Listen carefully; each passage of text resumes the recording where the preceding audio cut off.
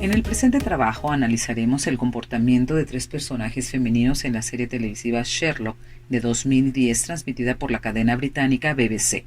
El propósito de este análisis será determinar cómo tres personajes femeninos dentro de la serie, Mary Watson, Irene Adler y Juro Holmes, ejercen el poder para modificar los roles sociales impuestos a partir de las tecnologías del género y las tecnologías del poder. Así, la propuesta interpretativa será que en este primer encuentro que tienen Mary, Irene y Juro con Sherlock, ellas se apropian de estas representaciones de mujer y las utilizan a su favor, de tal manera que en un segundo encuentro la situación se invierte y logran transgredir estos estereotipos mostrados en la primera reunión. Para este análisis tomaremos como base los textos de Teresa de Lauretis, Alicia Llano, de 1992, y Tecnologías del Género, de 1989, ya que esta autora expone la construcción del género como representación y señala a la mujer como objeto y condición misma de la representación, paralelo a las mujeres como sujetos históricos dentro y fuera del género. Estos textos nos ayudarán a sustentar nuestro análisis respecto a la apropiación de las tecnologías del género que utilizan los personajes femeninos en ese primer encuentro. De igual manera, utilizaremos el artículo Tecnologías del Poder de Michel Foucault, contenido en Las Mallas del Poder de 1976, para explicar los mecanismos de poder que ponderan alrededor de la relación que Sherlock tiene con estos tres personajes, así como las diferentes formas de poder, dominación, regulación y disciplina que ellas ejercen en un primer momento sobre él. Consideramos que utilizar las tecnologías del género y las tecnologías del poder nos ayudarán a explicar de manera más precisa la construcción del género en estos tres personajes y entender las motivaciones que cada uno tiene al utilizar estos elementos a su favor con el fin de transgredirlos y apropiarse de ellos. Para iniciar, daremos un resumen de la serie. Posteriormente definiremos qué son las tecnologías del género y las del poder para proceder al análisis. La serie está basada en las novelas y cuentos de Sherlock Holmes escritos por Sir Arthur Conan Doyle en 1887. Esta serie, escrita por Mark Gatiss y Stephen Moffat, ambientada en la modernidad en el siglo XXI, donde Sherlock se presenta como un sociópata que vive en el Londres actual junto con John Watson. En la trama, utilizan las habilidades deductivas de Sherlock para resolver crímenes. El protagonista conoce primero a Irene Adler, que se hace llamar la dominatriz, y que él trata de robarle unas fotografías comprometedoras que amenazan la imagen de la corona británica. Ella se niega. Cuando él la visita a su casa y toma el celular donde están las fotografías, ella lo droga y lo golpea con un látigo, dejándolo en el suelo para después tomar el teléfono y huir. Posteriormente conoce a Mary Watson, la pareja de su amigo John, que en un primer momento él considera una persona tranquila sin ningún pasado turbio. Sin embargo, poco después se entera que ella en realidad es una asesina a sueldo que se ve amenazada por un sujeto importante y peligroso. Él la descubre y ella le advierte que no temerá en dispararle. La ignora y ella le dispara. Por último conoce a Juro Holmes, la hermana que había olvidado porque se le consideraba peligrosa y fue trasladada a una cárcel de máxima seguridad. Sherlock se da cuenta de su existencia porque ella huye de esa cárcel y lo visita en Baker Street disfrazada de otra mujer importante para un caso en el que trabaja. Juro logra engañarlo y llevarlo con John Watson hasta la cárcel de máxima seguridad de la que ella está al mando porque amenaza al director del centro. Los encierra juntos y le pone a Sherlock una serie de obstáculos para medir sus relaciones afectivas. Aclarados los puntos claves de esta serie que serán utilizados en este análisis, y me refiero a la primera reunión que tuvo con cada una de estas tres mujeres y los momentos donde ellas rompen esa primera suposición de ellas, cuando Mary le dispara, cuando a Irene lo droga y golpea con el látigo para luego huir, y cuando se da cuenta que Juro lo engaña y lo encierra en su propia cárcel. Pasaremos a explicar qué son las tecnologías del género y de poder. Para poder explicar qué son las tecnologías del género, primero tenemos que definir la noción de género, en particular desde la perspectiva de Teresa de Lauretis en Tecnologías del Género. Para ella, el género es la representación de una relación, ya sea que pertenezca a una clase, grupo o categoría. Representa a un individuo en una clase y en una relación social. Entonces entendemos al género como la representación de los individuos en las relaciones sociales que se articulan a partir del sistema sexo-género. un sistema que Lauretti señala además intrínsecamente ligado a la desigualdad social que vivimos las mujeres. Si las representaciones de género son posiciones sociales que conllevan diferentes significados, entonces, para alguien, ser representado y representarse como hombre o mujer implica asumir la totalidad de los efectos de esos significados.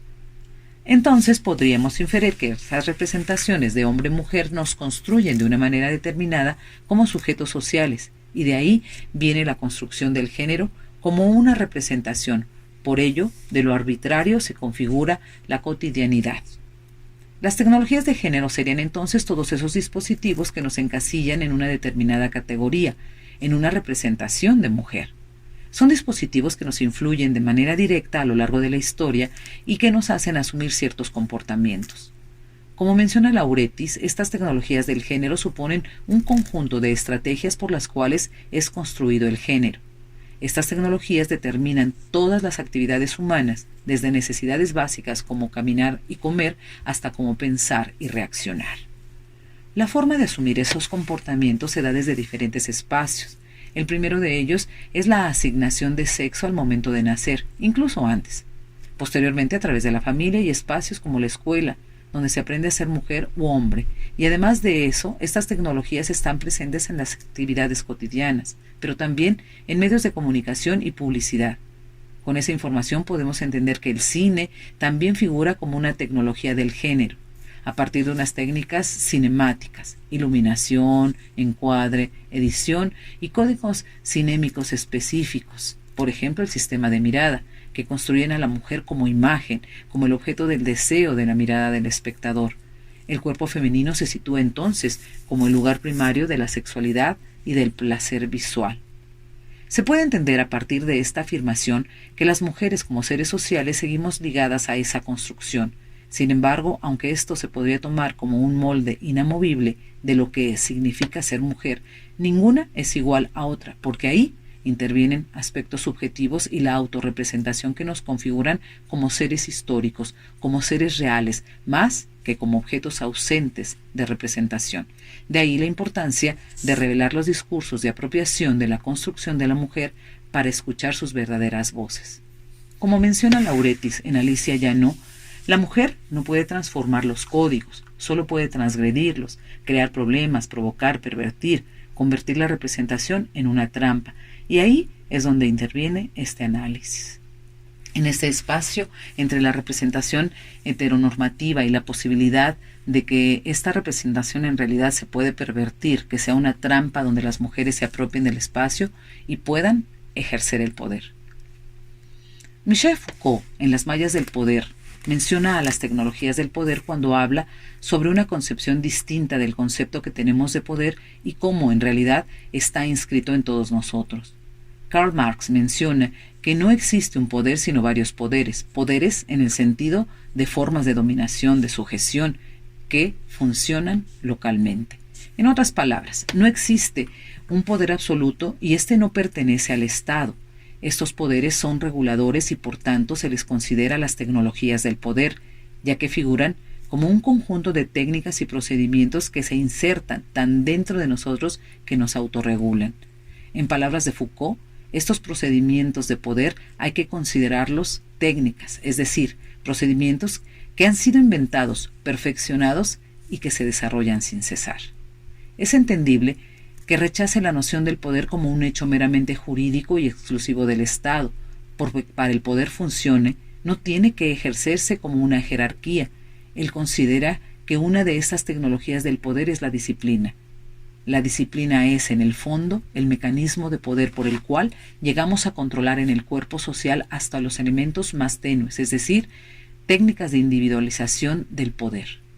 Lo que queremos destacar del poder que aborda Foucault es el poder sobre la vida y el cuerpo, en especial este último. Se ha llevado a ver al sexo como algo capital, colocado exactamente en el punto de articulación entre las disciplinas individuales del cuerpo y las regulaciones de la población. El sexo sería un instrumento de la acción disciplinar, uno de los elementos esenciales de la anatomopolítica. La relación del poder y las tecnologías del género se establecen cuando estos dispositivos van determinando nuestra conducta a través de lo físico y lo ideológico. Entonces, nosotros entregamos las aplicaciones en distintos mecanismos de autorregulación para integrarlos en nuestra vida cotidiana. Cabe resaltar que esto puede ser incluso de manera inconsciente, ya que estamos inmersos en relaciones de poder todo el tiempo, y es imposible identificar todas las relaciones y las tecnologías que influyen en nuestro comportamiento. Como ya hemos visto, estas tecnologías afectan la manera en la que nos percibimos a nosotras mismas y a quienes nos rodean. El punto focal aquí es cómo todos estos factores intervienen en la forma en que se desarrollan estos tres personajes femeninos y la relación que tienen con Sherlock Holmes. Empezaremos por Irene Adler. Sherlock oye hablar de esta mujer porque estuvo involucrada en varios escándalos sexuales. En palabras de Mycroft, el hermano de Sherlock, ella ofrece actividades recreativas para aquellos que pueden pagarlo. La conocen como la mujer o la dominatriz. Adler les avisa que tiene fotos comprometedoras con cierta mujer joven perteneciente a la realeza británica. Ella no los extorsiona ni les pide dinero, y ellos quieren que Sherlock recupere esas fotos. Sherlock justo hace el comentario: un juego de poderes con la familia más poderosa de Inglaterra. Como Sherlock menciona de forma acertada, podemos observar dos cosas: el juego de poderes y el uso que ella hace de su cuerpo y su sexualidad como una tecnología de poder. Si retomamos a Foucault, él menciona que el sexo se vuelve uno de esos métodos de acción disciplinar, algo que se puede utilizar como chantaje o extorsión. Entonces observamos a partir de este juego que las relaciones están a la par. El poder lo ejerce una mujer que en principio no supone ninguna amenaza, menos para la corona británica. El hecho que ella les haga saber que a estas personas, que representan una esfera de poder oficial de la existencia de esas fotografías, la sitúa en una situación de poder, de sometimiento al otro. Se observa a la sexualidad como un hecho regulador. Tan fuerte es en las mujeres esta vergüenza que, sin quererlo, nos regula y nos encapsula para pensar que el sexo sería considerado un escándalo si saliera a la luz. Irene se aprovecha de esa vergüenza y la utiliza a su favor, con un instrumento tan útil como son las fotografías, ya que busca exponer lo privado en una esfera política. Sherlock interviene aquí al subestimarla. En el primer encuentro que tienen, él sabe quién es ella y viceversa. Sin embargo, Sherlock piensa que no y se presenta como un personaje. De todas formas, ella lo sorprende al mostrarse desnuda. Esto nos remite a lo que menciona Lauretis acerca de la construcción de género, cómo la sexualidad en el cuerpo femenino es percibida como una propiedad del hombre y no de la mujer. Lo que hace Adler es jugar su propio juego, dentro del marco de la heteronormatividad. Además de su cuerpo desnudo, utiliza distintos dispositivos de género como tacones negros altos, maquillaje, labios rojos y el pelo recogido. Ella sabe qué utilizar para crearle una impresión distinta, una imagen diferente de la que él esperaba, y que así él no sospeche nada cuando ella lo ataque. Adler utiliza su cuerpo como su arma, hace uso de dispositivos como el látigo, el cual ocupa más adelante, y la seducción sexual que pertenecen a la mujer fatal para provocarlo, desestabilizarlo, manteniéndose por encima de las escalas de poder. Entonces, cuando Sherlock trata de leerla, no puede, porque no hay que leer. La ausencia de vestimenta genera una reacción distinta y lo hace sentir expuesto. Con ello podemos ver que el personaje juega con el género y la representación. Estar dentro y fuera del género puede funcionar y crear sujetos reales, sujetos que desestabilizan y que son inteligentes, astutos, como Irene. Es ahí donde viene el momento de la transgresión. Al final, Sherlock consigue el teléfono que contiene las fotos comprometedoras y piensa que ahí había acabado ese primer encuentro. Sin embargo, ella utiliza cosas tan mínimas como el toque de su mano en su brazo para despistarlo y drogarlo, para que suelte el teléfono. Reacio, ella lo golpea con un látigo y lo obliga a soltar el teléfono. Es hasta este momento donde se da la inversión de papeles, cuando él se proclama vencedor y en realidad es vencido en su propio juego. Podríamos ver a